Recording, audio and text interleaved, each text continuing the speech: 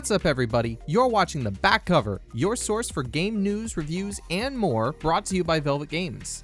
In today's review, we're reviewing Chocolate Factory Simulator, a brand new indie sim. Check out our website at the link in the description to see how we break down games at myvelvetgames.com/game reviews. You can also find all the other games we've reviewed ranked for your visual pleasure. Make sure to like the video, subscribe to Velvet Games, and ring that bell so you're notified of when we drop new episodes. We appreciate your support. And now, for the review. Chocolate Factory Simulator is exactly what it sounds like. Do you like sweets? Do you long to be the candy man himself, Mr. Willy Wonka, the marvelous chocolatier? And with a steampunk aesthetic twist? Look no further. All about making different varieties of chocolate, this game brings you into the wondrous world of chocolate making, simplified for gamers. Along with other simulation games such as Microsoft Flight Simulator, Farming Simulator, and Trucking Simulator, of course it's been made easy to understand and replicate the instructions given, with the aid of a small bit of brain power. But does it stand up to some of the other titles mentioned? Stay tuned to find out. Chocolate Factory Simulator delivers a uniquely steampunk aesthetic that certainly stands out from other simulation titles and feels very right for the theme. It's almost as if the makers of this game were trying to emulate something. Sort of feels like a certain chocolate-themed restaurant I may or may not have eaten at, but I digress.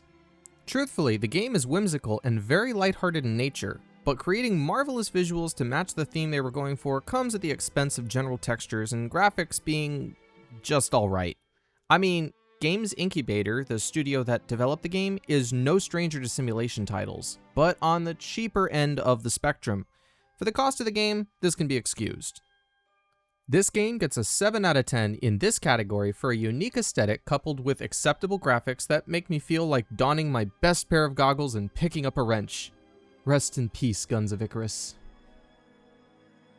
So I'll be blunt on this end. The game doesn't have much of a story. It's clear that the design of the game created something of a theme and possible storyline, but this stands aside to allow the focus to be on gameplay, as any good simulation game should.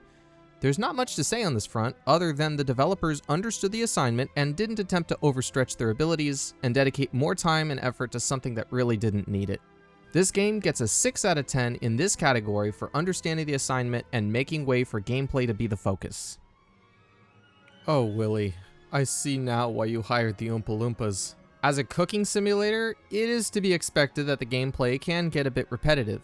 And I can tell that the devs attempted to mitigate this by adding some whimsical components to the chocolate making process, but the waiting, staring at basic textures turning into other basic textures, it got very repetitive very quickly.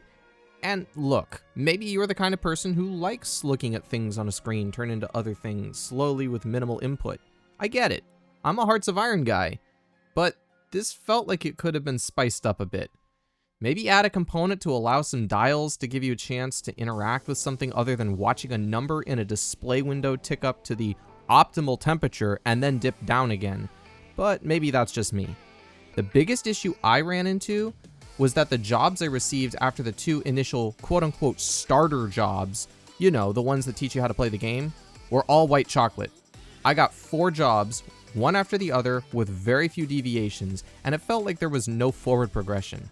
I got bored very quickly with this, and felt that this could have been handled better. This game gets a 4 out of 10 in this category for being a somewhat mid cooking simulator that fell a bit flat in places.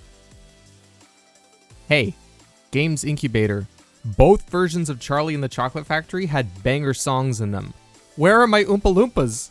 All jokes aside, the sound design was decent, and the music was alright. Nothing in particular stuck out to me, and I felt as though perhaps something with a bit more oomph could have made the game a bit more memorable. But for a simulation game, it wasn't half bad.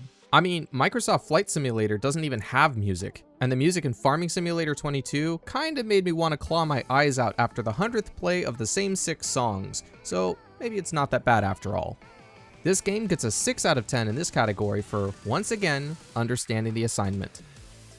With a hypothetical number of variations to the chocolate that can be made in this game, there's certainly a lot of room for replayability. To point to the gameplay mechanics again though, I kept getting virtually the same kind of chocolate to be made, and that was a bit frustrating.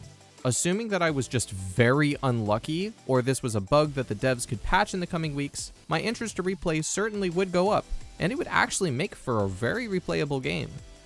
This game gets an 8 out of 10 in this category for being a game that could go big, but white chocolate only technically being chocolate is keeping it from a higher score. So, I'll be honest, this is not my favorite game. In theory, and even in some places in execution, this game should be a hit. I got excited for it when I found it on a schedule to be released, but I think I understand why it was released in January and not back in November. It's just not the same caliber of game that many of the other big studio games, and heck, even some indie titles are. Does that mean I'll never play this game again? No, I'll likely be back, but it certainly wasn't my favorite, especially among the simulation titles. This game gets a 5 out of 10 in this category for being extremely mid, in my humble opinion. To wrap things up, Chocolate Factory Simulator is a unique looking sim with some potential that feels a bit deflated, and perhaps a tad uninspired in some aspects. The aesthetic is fun and whimsical, and it certainly isn't the worst game out there. In fact, for a discounted price when I bought it of only $16.99, there are many other games I would refund much faster than this one. And if you're a die-hard chocolate lover who doesn't mind having their illusions shattered about the time-consuming and often boring aspects of making your favorite dessert, you might really enjoy this.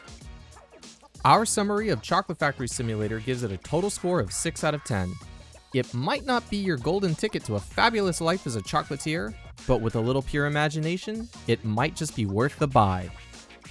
Make sure to check out our channel for other game-related content and more reviews in the future. Do you like what we got? Maybe you disagree with the rating, or maybe you just want to suggest another title for us to review. Drop a comment down below and we'll be happy to look into your request. Be sure to like the video and subscribe to Velvet Games for more content. Whatever you do, we want to thank you for watching, and as always, stay awesome.